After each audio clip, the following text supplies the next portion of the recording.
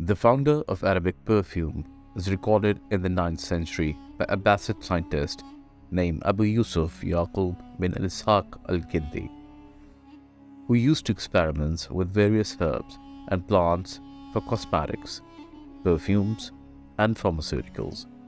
It is also believed that he has come up with a range of secret varieties of fragrances. Since the time of Muhammad ﷺ, perfumes were used before prayers. It was known as atr in Arab, which was made by natural perfumed oil and plants.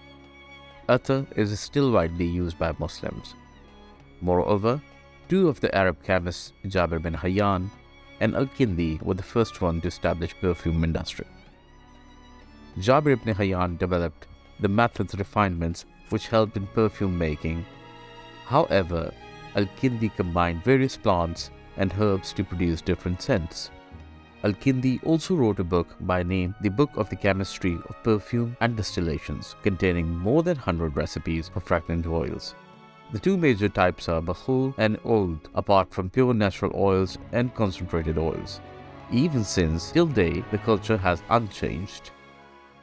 If you visit there, you will still find the sweet aroma lingering in their houses, malls, alleys, and even in the shops.